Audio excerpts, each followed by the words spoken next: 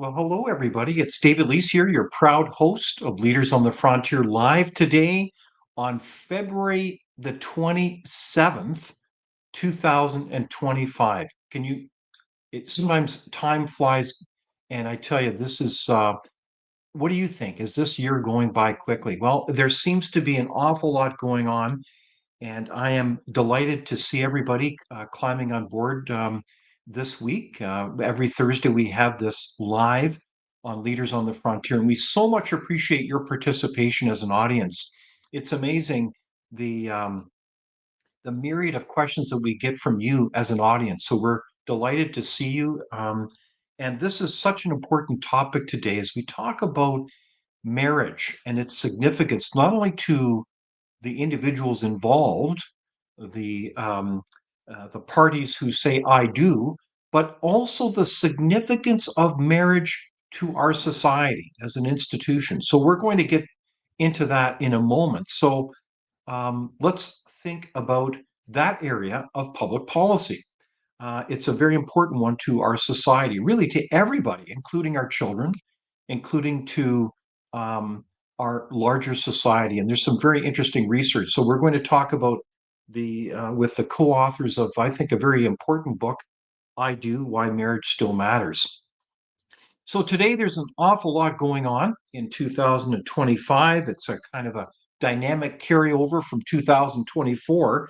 And there's a lot of news going on. I'm going to start off by just highlighting a couple of them. One of which is that you may have heard that today is when the voters go to the polls in Ontario.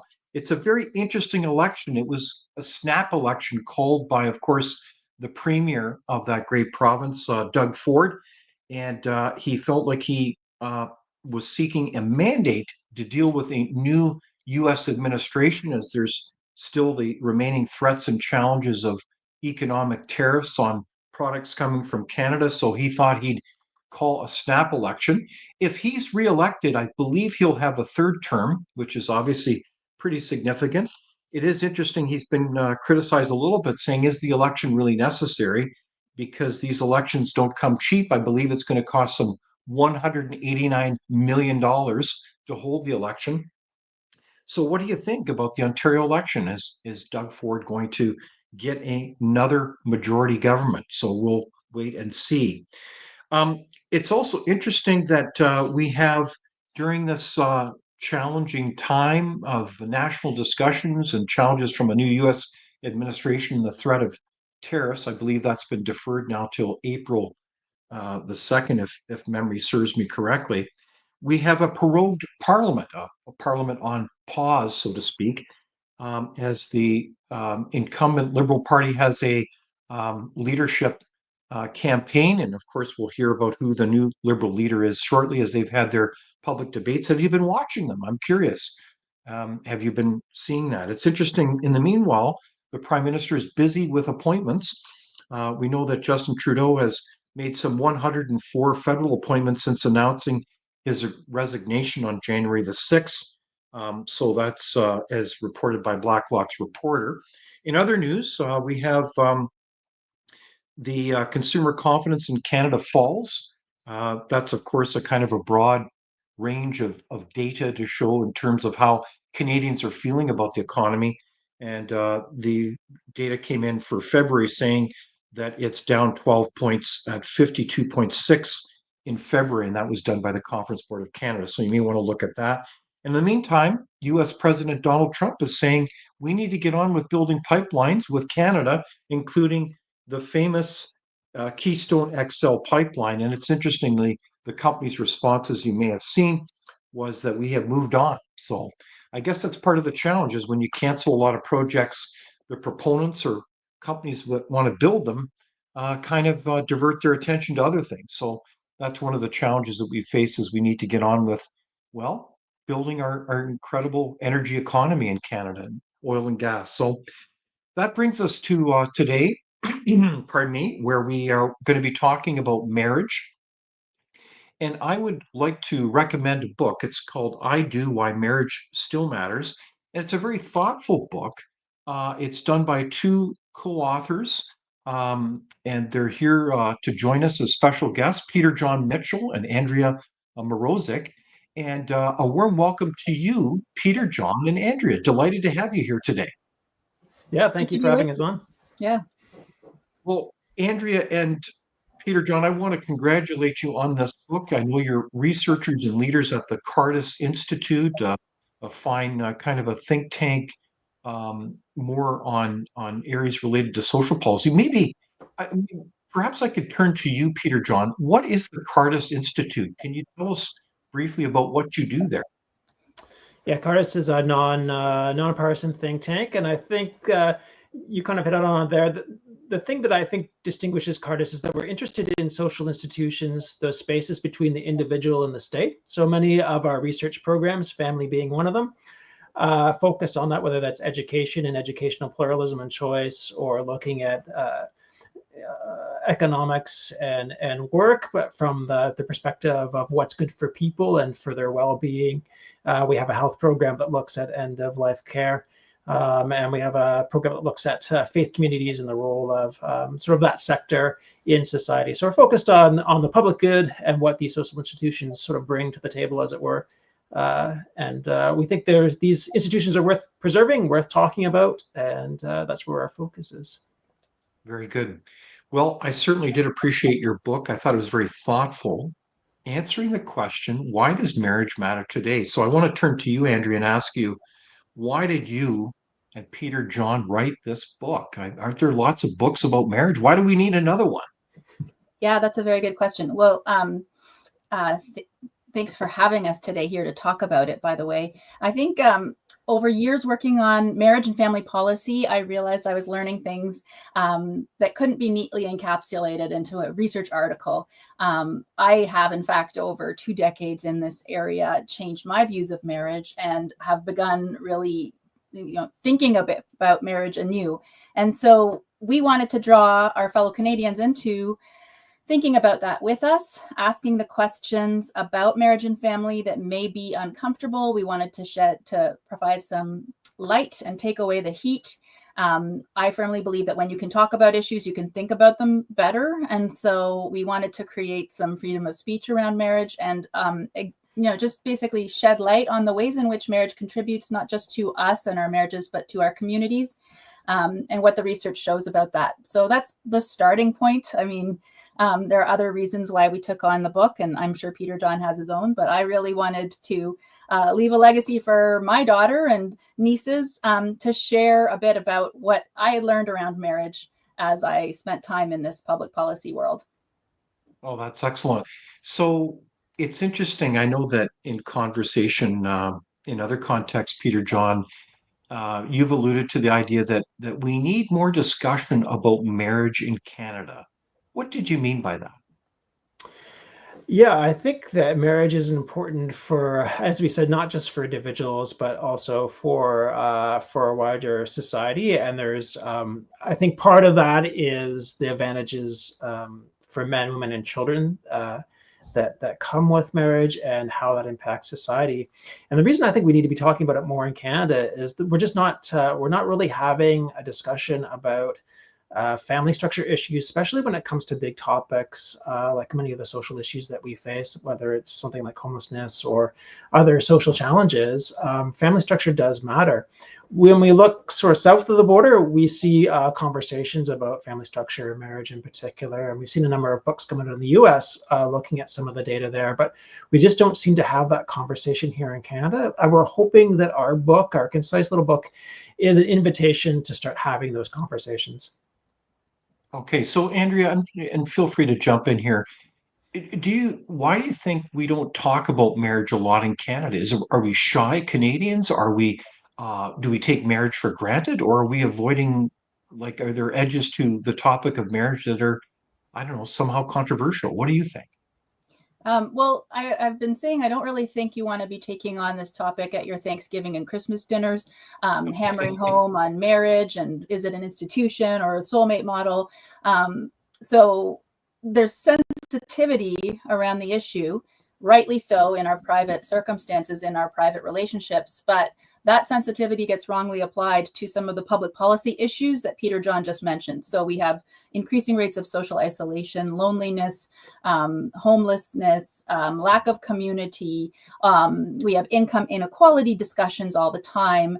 And these would be some of the relevant portfolios where we think a discussion of family structure would be both helpful and relevant, but we're misapplying that sensitivity rightly expressed within our home environments and our relationships, not wanting to hit anyone over the head or act in a manner that might be construed as judgmental towards people having different difficult experiences in their marriages.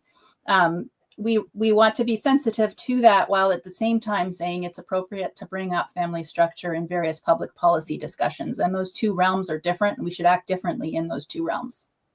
Okay, so yeah, this is in many ways a deeply personal matter, but it's also it brings great importance to larger society, and facts do matter. So I was really intrigued by the book because you did a lot of summaries of, I think, profound research that should guide this conversation. And so maybe I could turn back to you, Peter John, in the sense that you talk a lot about the book that there's an advantage to being married in a particular way, in the sense that what was your research? What did it reveal about this so-called marriage advantage? Right. So the marriage advantages are sort of the social, economic, even health benefits that come for married, healthy marriages. We should say that, of course, we're encouraging a re-engagement with marriage, but we recognize that marriage isn't for everyone. So, but we do think society should at least have an understanding of why marriage matters. So one of the, I think, the places where in our research where I was really surprised at how robust the research is just on health outcomes. In particular, we see married people tend to get diagnosed a bit earlier for illnesses. They tend to recover faster from surgeries, that sort of thing. And there's a part of that is just having the spouse there to sort of help manage the health issues. I know sometimes I get bugged to go to the doctor when I'm a little stubborn, and that sort of stuff pays off. But there is also some evidence that just having that support also helps with healing and that kind of stuff as well. But we've certainly seen, and there's quite a bit of data over the years on the advantages of growing up in a married parent family. We know that kids that come from two-parent families tend to have better educational attainment or higher educational attainment, less behavioral issues, tend to be a little bit more economically better situated. And it goes beyond just having two earners or potential earners in a home. There is some advantages there. And that's not to say that great kids don't grow up in other family forms. Of course they do. But there is definitely within the social sciences a definite advantage for kids growing up in a married parent home. And we see advantages for men and women as well. And that's something that we talk about in the book.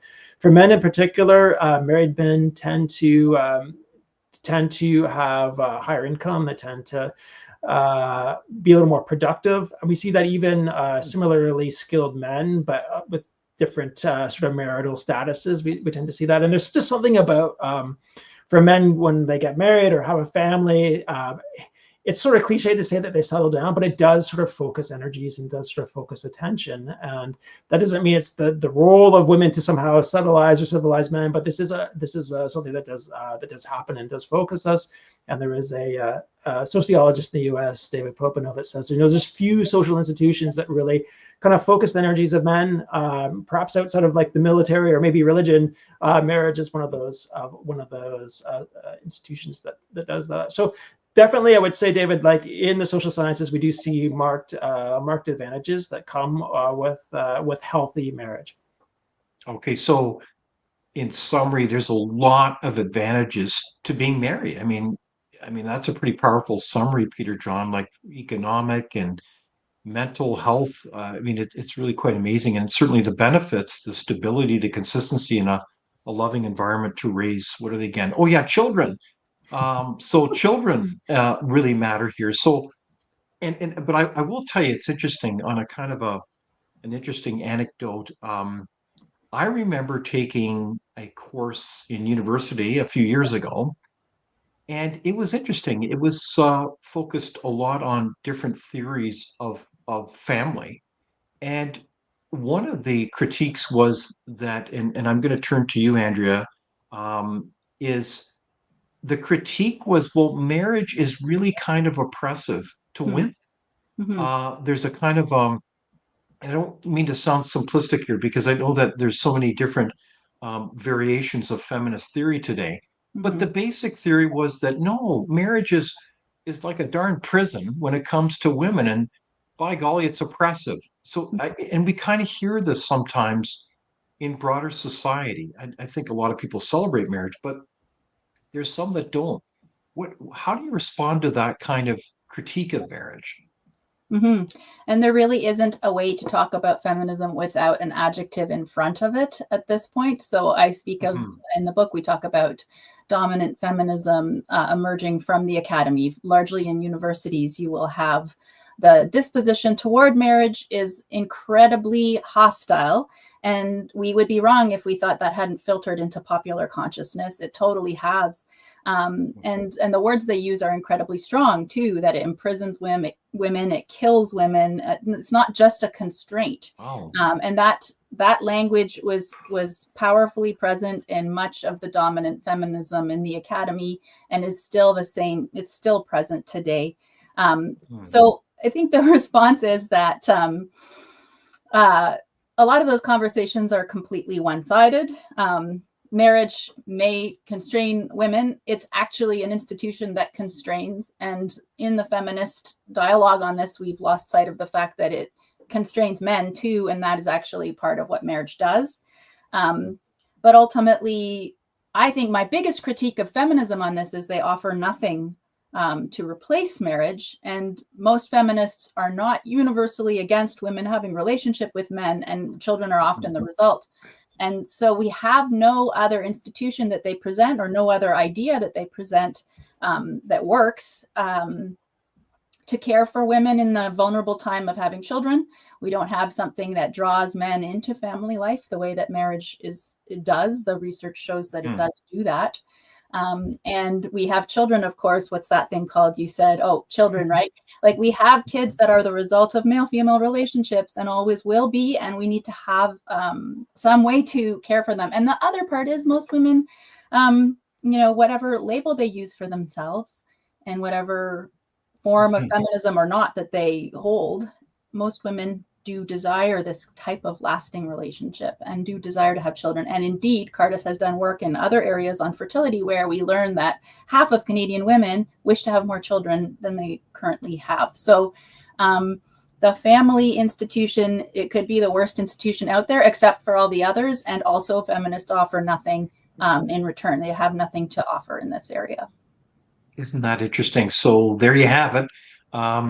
What is the alternative to marriage? And I think that raises in my mind a brilliant point that both of you speak so well to, and it's almost a bit humorous as well, is you talk about, let's be clear about what kind of marriage are we talking about? Are we talking about the so-called Disney version of marriage where we're so hyper individualistic that it's kind of about my needs and my journey? I think that was the point that you guys made. Or versus the movie of The Hobbit, where marriage has a lifelong commitment to going up and down those hills and mountains, and by golly, hook or by crook, we're going to make it together. These are radically different views of marriage. So is that part of the issue that you were really trying to get at, Peter, John, is that we got to make sure we're on the same page when we talk about marriage today? Yeah, I think there's a lot of reasons why marriage has been, trending down, but certainly one of those has been the way that we think about marriage, understand marriage, and enter marriage. And so in the book, we make a pretty critical distinction between the soulmate view of marriage, which is seeing marriage primarily as a private relationship that is about my own sort of self-actualization, my own sort of fulfillment, and placing expectations on a partner that will, complete me or fulfill me. And when that doesn't, when the relationship is not doing that for me, then being able to exit. And that's we see that kind of soulmate marriage as fragile, because it's really very personalized and very much about my kind of current state of fulfillment. And we can contrast that with the institutional model of marriage, which is so the idea that that we're forming this relationship that's a long-term investment.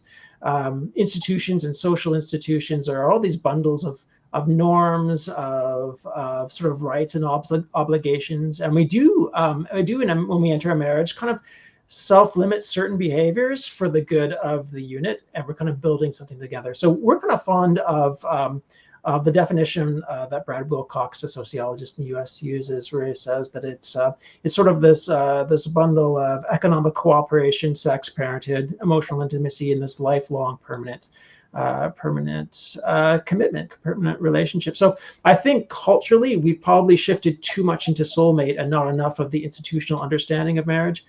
And I think part of that result is that when we, survey young adults about marriage, they're generally pretty positive about it, but it's one option among others. And so it's nice, but it's unnecessary. And I think part of that is, again, not everyone needs to get married, but certainly if we're looking for, lifelong partnership, marriage is an excellent option. And we don't talk about the benefits enough in Canada about that. So again, I think our book is really trying to invite readers to reconsider these different models of marriage, and maybe consider correcting our thinking, or at least engaging our thinking on these different models.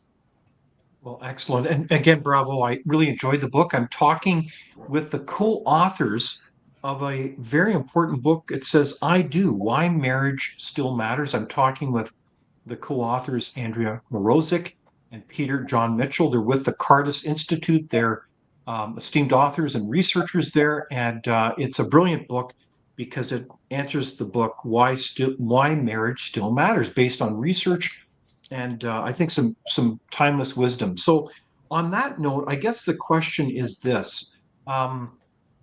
In Canada today, is marriage on the decline? What's the evidence of that? Who wants to go first? Peter John, go ahead.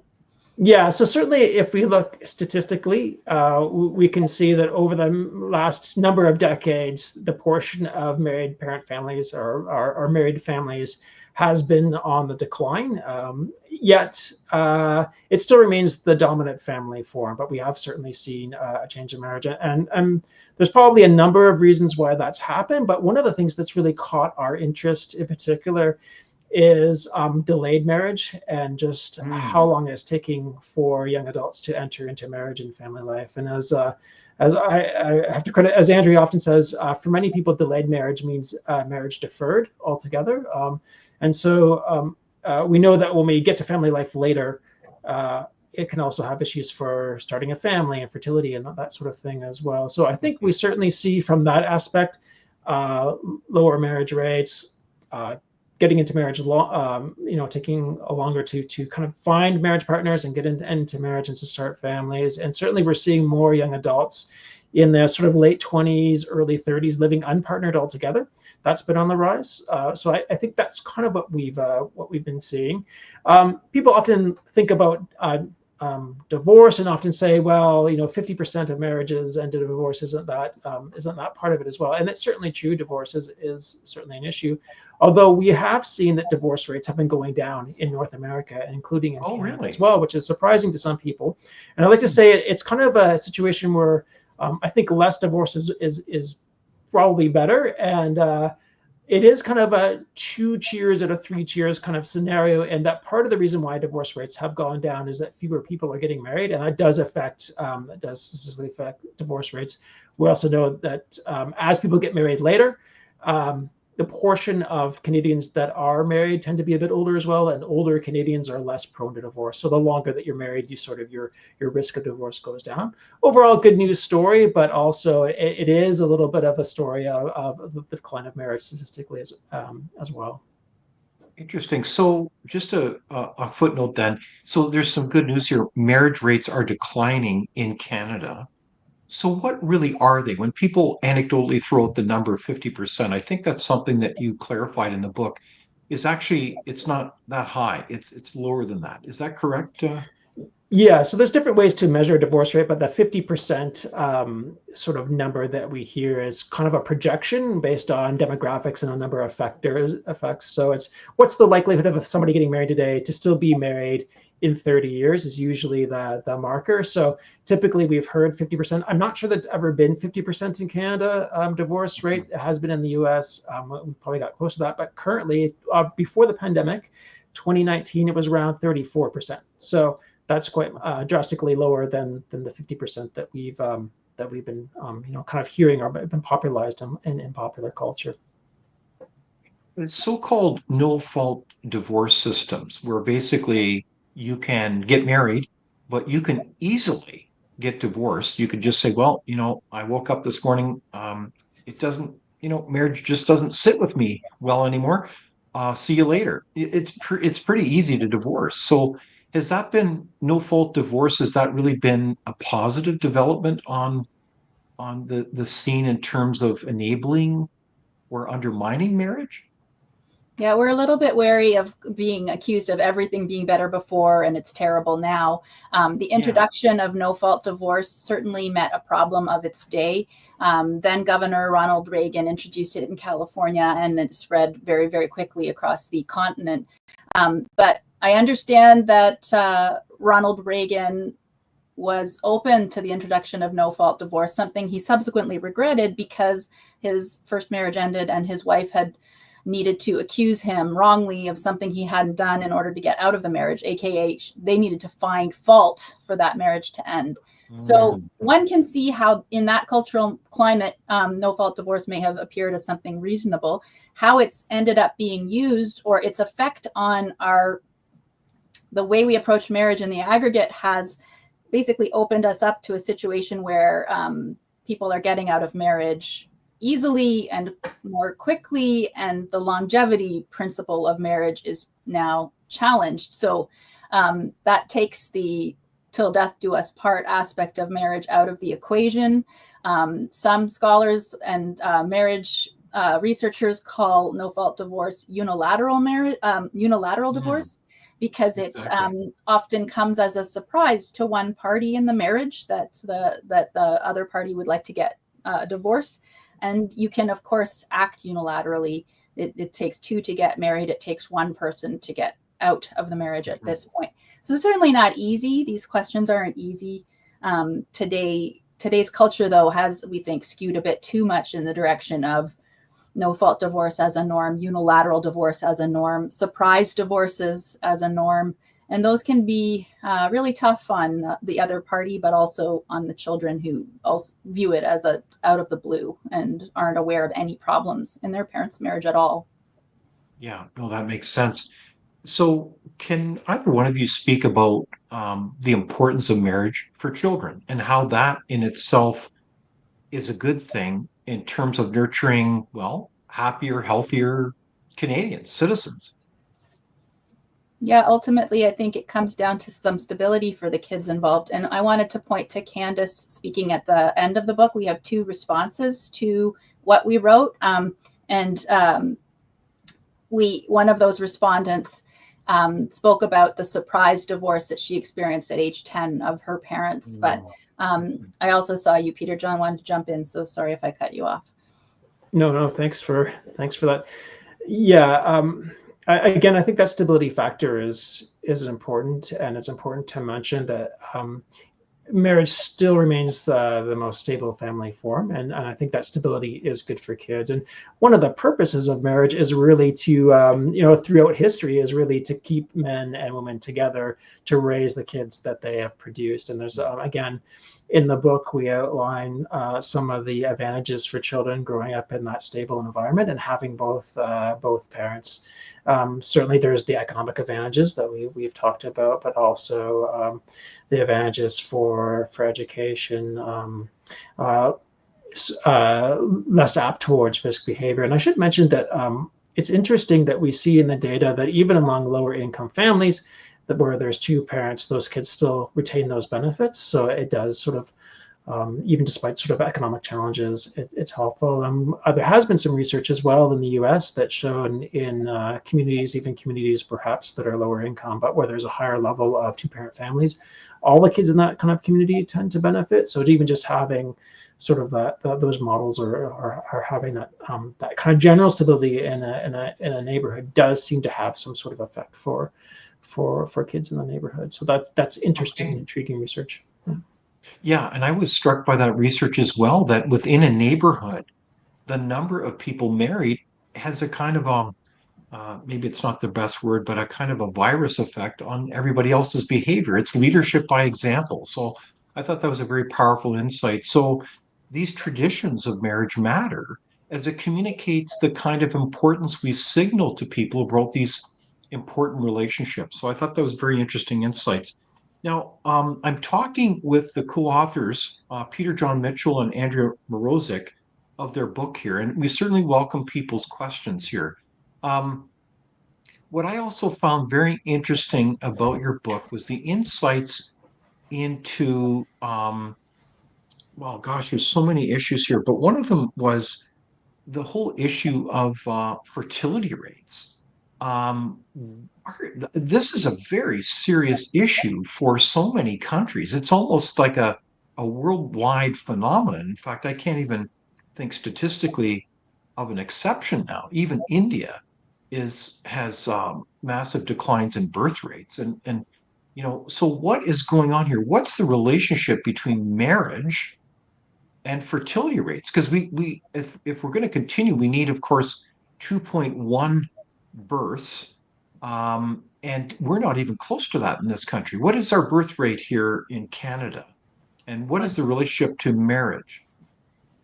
Right now it's at 1.26, I think. So rounded up to Yeah. 1.3. I think we just entered the lowest of the low fertility with other countries across the globe who are struggling even more than other countries with low fertility. You're correct. It's a global phenomenon, and I think it's Ibbotson and Bricker who have written a book about that, the global decline in fertility rates. But here I'd point to a study that we did, and it was the fertility study that showed that half of Canadian women wish to have more children than they're having. And one of the reasons cited for not having the kids that they wish to have is the inability to find the right partner. So people aren't saying, I can't get married and I don't want kids, but not being able to find a partner is a proxy, I think, for that search for a long-term stable partner to get married to. So it sounds super traditional, old school, but it still remains true today that people, rightly, I mean, the impulse is to have stability with a partner before you have kids. And, it makes perfect sense. If you can't find the partner though, and our dating norms are really out of whack, and if we have this extended adolescence, like a period that takes us so long to enter into adulthood, marriage is delayed. The age at which we get married is getting older and older. All those things don't partner well with the women's fertility, with the biological time frame. So Andrea, that is quite an incredible summary of issues there. So help me break this down a little bit. So you're saying that marriage is still pretty popular. I gather that from the book in Canada. Like it is still popular, but people's lives are going on for a long time. Like it takes forever for people to get their education and get settled in their job. And they kind of think chronologically, one thing after another. And all of a sudden you're like in your 30s and you maybe want to get married. And you said how many percentage of Canadian women are still open to having children or getting married? Okay, well, it's 50% of Canadian women who wish to have more children than they currently have. So their ideal number of children is higher than the number of children they have. So I think the ideal is somewhere at 2 kids per woman, and we are at, as you see, 1.3 if we're rounding up. So there's so to be really practical, there's women that would like to have more children in Canada, but they can't because they can't even necessarily even find the right partner. So what's going on? Where are the men? Where have they gone off to, Peter John? Have they just disappeared into the woods, or what's going on?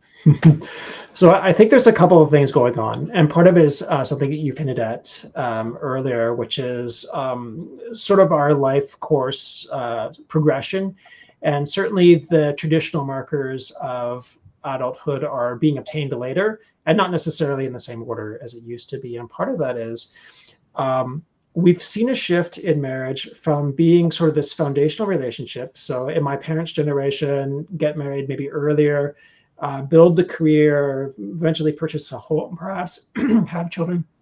Excuse me. What we're seeing now is marriage being more of a capstone type of model. So where I think individuals want to like just get their career started, they want to feel financially secure, maybe they want to get a few things in line first, and then marriage is sort of this arrival point to say like, I've accomplished these other aspects of life, now I'm ready to get married, or now I'm prepared for marriage. And so that's Okay. kind of contributing to this delay. What I think is So also happening.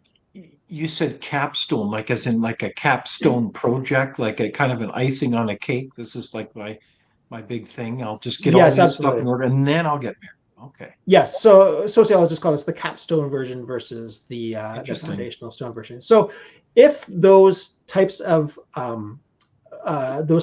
things that you want to attain are out of reach for you, then marriage is as well. And so we actually see a marriage gap happening as well. So that marriage has remained, it's been declining, but not nearly as quickly among higher income, higher educated people as it has lower income people. So for those who perhaps have less education or lower income, they're missing out on some of these marriage advantages because they feel that marriage is out of reach.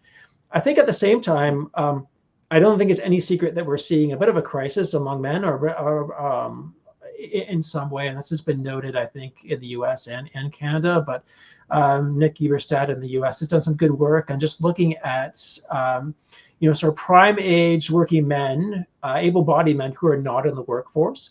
And he's seen how that group, that population has grown as marriage has declined. And so there is kind of a connection there. He looks at men of similar skill sets. So even men that might have lower sort of skills for work, those men who are married tend to be more attached to the workforce than men of similar skill set that are unmarried. And even some of those men with lower skill set are more attached to the workforce than men slightly more skilled but are single. So certainly there is a bit of a crisis there with men, and it remains true that certainly much has changed in our society. Women are many more women are seeking education. Perhaps don't need marriage as an economic stability point in the same way, but survey data would tell us that women still want productive men, and if there's a lack of productive men, then that's an issue for partnering. And I think that's part of the question, or part of the situation. I think that, as Andrea hinted at before, I think around dating norms and that whole kind of culture of connecting men and women, I think there's a bit of a crisis there as well. David, could I just jump in with one personal anecdote about how feminism has affected me and then my attitudes toward marriage? I mentioned that my own attitudes around marriage have really shifted, but I was in grad school at the University of Toronto. So consider we're not undergrads, okay? And then there was PhD students in my, I worked with those as well. I was doing my master's, but one woman was married, and I'd been so schooled in this really, really, really capstone idea of marriage that in spite of the fact that this woman was like 26 years old doing a PhD program, I was utterly floored and aghast and a little bit like, what went wrong in your life? The fact that she was married. So this would be a kind of quintessential feminist capstone, do everything first. You haven't finished your PhD yet. So how is it that you have gotten married? That was my own attitude. And I think it's, well, from where I come from, was fairly common. I was following the culture on that. Isn't that interesting? So we get our cues from culture around us. They're subtle and not so subtle. And I think that's a very powerful story, Andrea, that kind of illustrates that. And I can also remember other cultures where the question was, well, when are you going to get married? And I mean, I initially got married when I was like a babe of 22 years old, but I guess that's a key time if you're going to have a family to get married. Yeah. And I guess it's hard to kind of wrap our heads around that today in 2025, isn't it?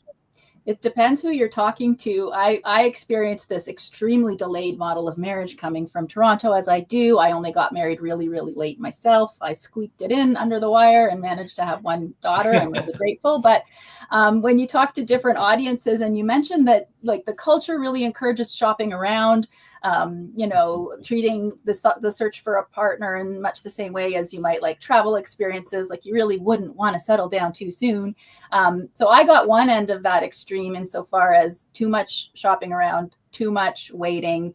But if you talk to other communities, then you see parents getting antsy because maybe they have like an 18-year-old or a 19-year-old in a relationship, and you're kind of like, hey, whoa, that's early yet, So I'm cognizant of that, but the stats bear out that those parents worried about their still teenagers and that it's quite young, they're in the minority. It's really more people struggling with this delayed adulthood.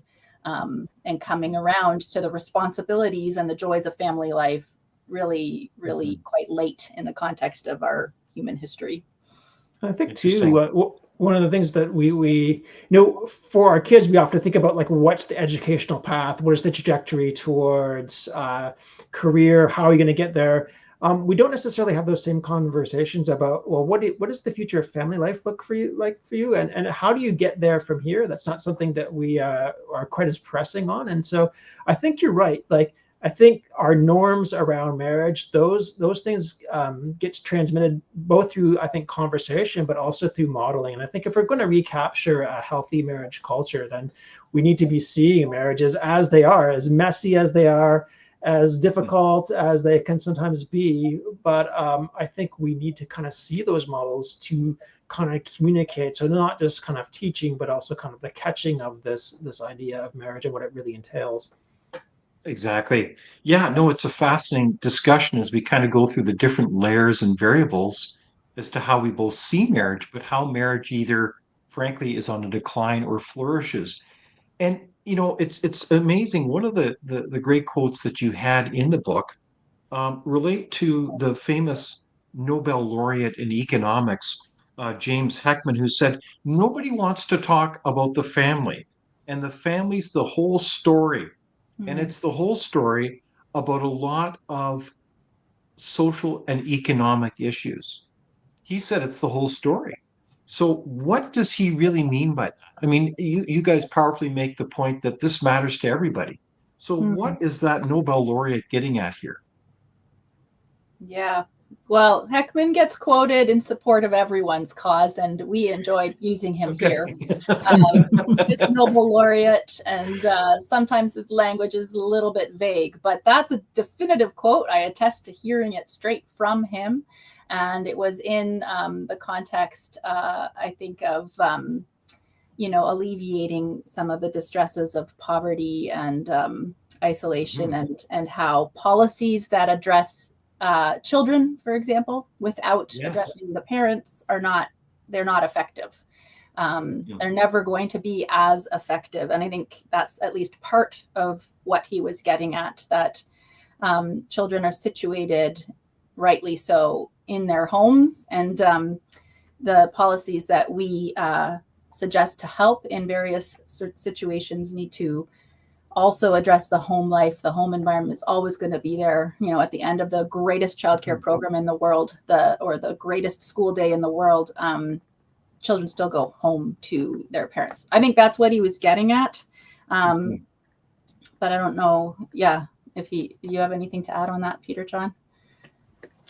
Yeah, he does get recruited for, his comments often for, institutional kind of care for kids and that sort of thing too. And that's why I find his quote so striking. And I would actually just want to echo, Andrew's making a very important point there, and something that we've observed over the last 20 years, which is often when it comes to state involvement with children, the family is sort of seen sort of floating sort of outside, and we're treating children as if they're in these silos. And really, I think if we really want to help children, we need to be partnering with parents.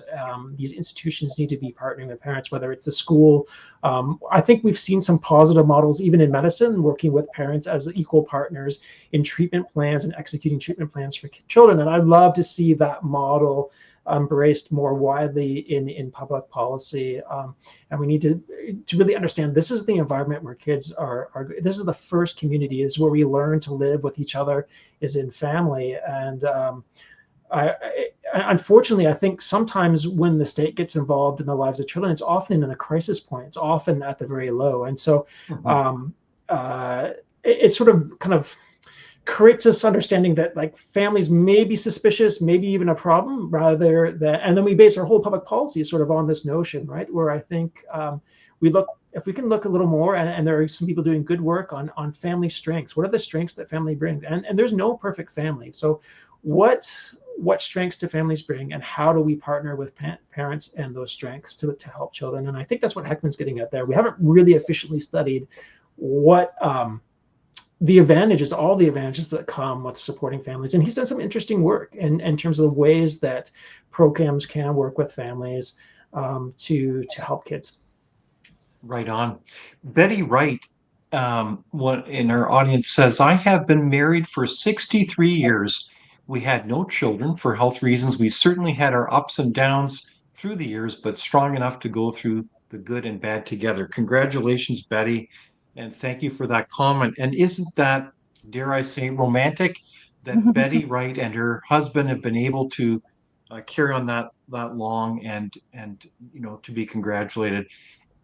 So getting back to Heckman, as I recall, one of the things that he brilliantly pointed out is frankly recognizing the limits of the state and that we have this institution, this set of timeless wisdom and practices that actually serves everybody, not perfectly, but pretty darn well, including children. And if we don't recognize that, and I think to your point that both of you make brilliantly in the book, we have the opportunity for good public policy to enable marriages for life so that people have that stability, not just for themselves, but also for children. And that's good for everybody, including, what is it again? Yeah, the children and society. So, I mean, that's really quite something that we can't take for granted. And in your case, you summarize well that the research shows that to be the case.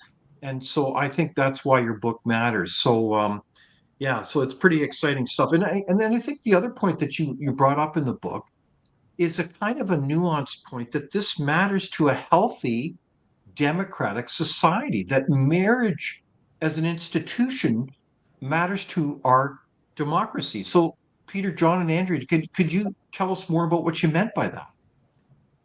Well, I wanted to say something from a little bit ago and just recognize that we are presenting an ideal, and that we say it so often in the book, it's not meant for everybody, and it's not we're not forcing marriage on people. But I think one could argue that there's been a removal of the ideal from the landscape, and that has been really detrimental to the practice of families, the security of men, women, and children. And so putting the ideal back there on the roster of choices is the starting point for young people today.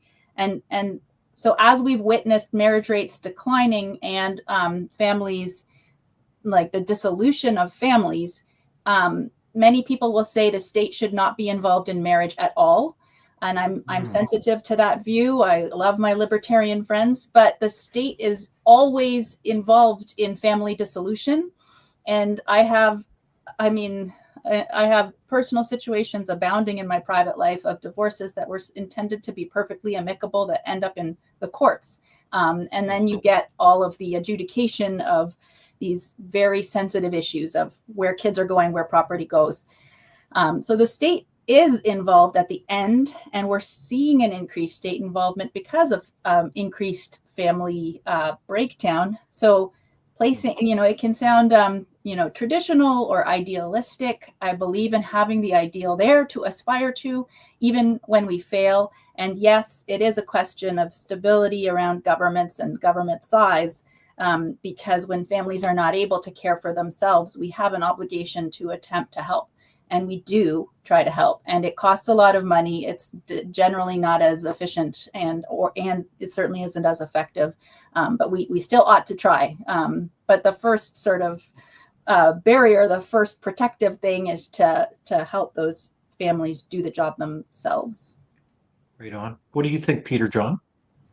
Yeah, I think we create social institutions to resolve issues and resolve challenges, and it requires, I think, public buy-in on those social institutions to support the norms that help these institutions function. And Certainly the state has a role, but so does family, so does marriage, and the state is not a great parent. It's a lousy parent. It's not a very good partner. It has a role, but it cannot duplicate the Indeed. things that families do, right? And so I think we're pretty careful in our book too, towards the end, when we talk about how to revitalize a healthy marriage culture. I think it's primarily a cultural question in a way of addressing sort of the issues within our culture. And the state does have a bit of a role. One of the things we suggest is, at the very least, do no harm.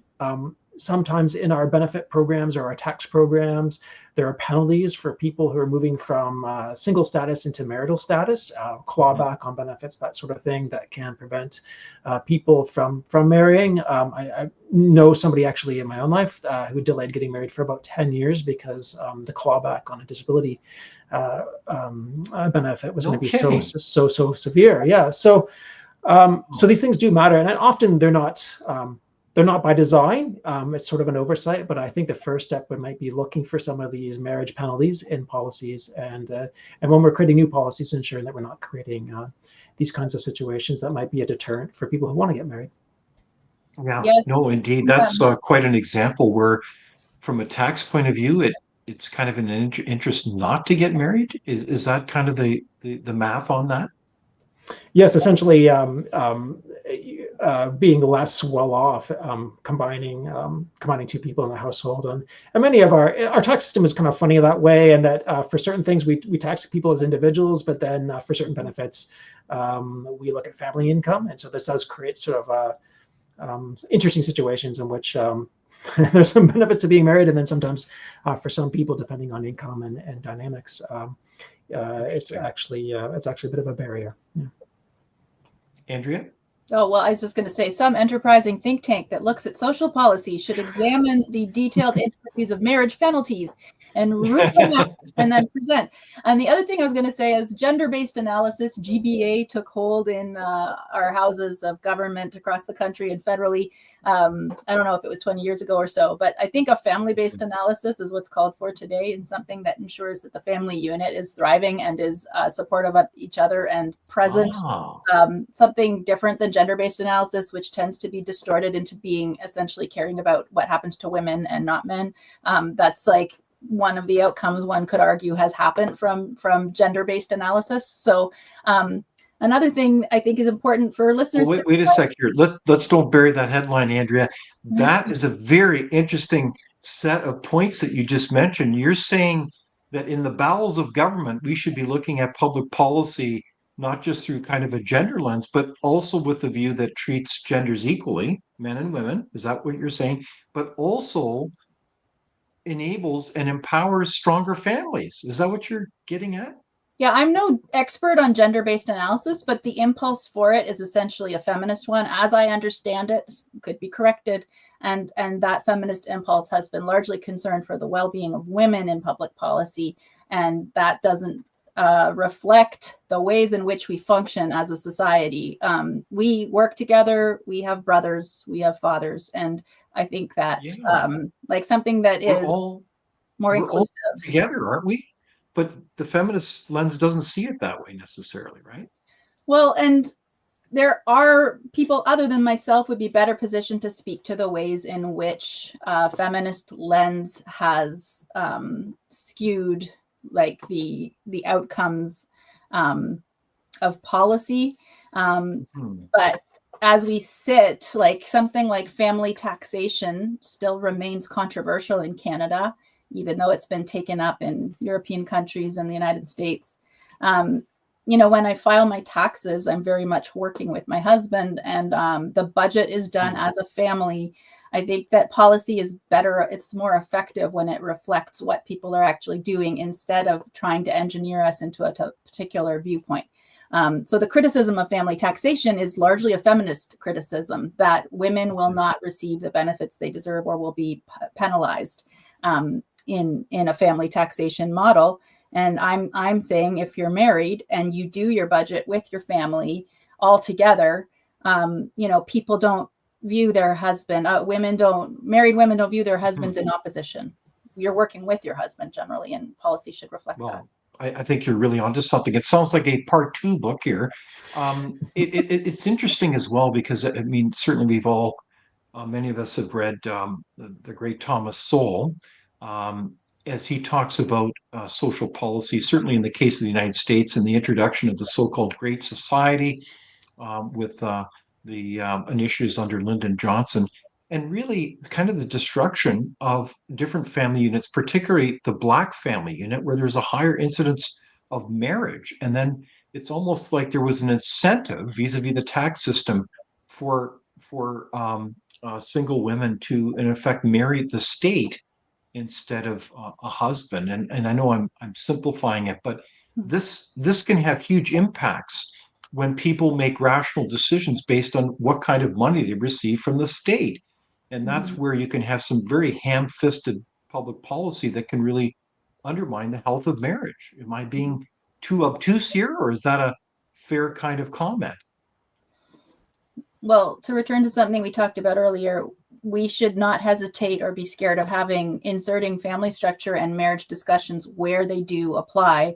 Mhm. And, you know, there are areas where it's self-evident that we should be discussing the stability that marriage offers, and we're not. I've worked with children in the child welfare system, and they're not children. They have their parents already, even at a young age, and they get various courses and relationship training, etc. And I'm not aware of one that would discuss or include marriage. So, yeah, we should be able to talk about marriage where it applies, not where the research bears out that it's an important factor. Exactly.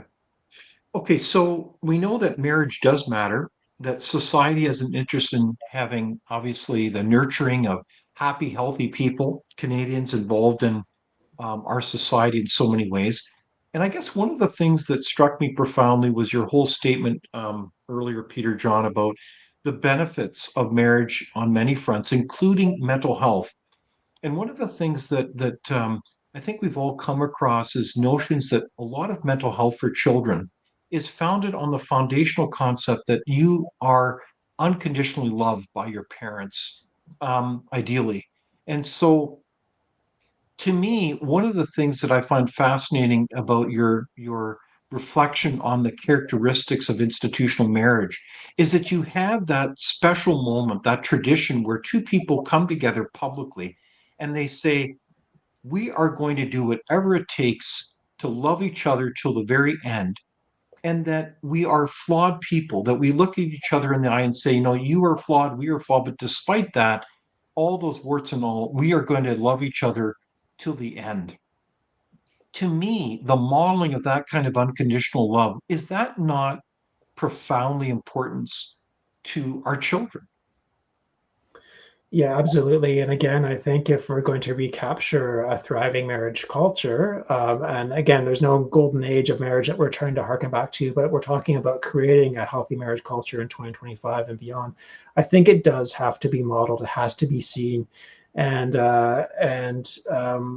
yeah, I fear that when we see a decline in marriage, then we lose those examples, and we lose examples in our community of that kind of relationship, that kind of forbearance that is required. And one of the things we talk about in the book too is we need to tell a better story, and it has to be an honest story about marriage and about the ups and downs and the challenges. Much of Betty's comment reflected there of the ups and downs of 63 years.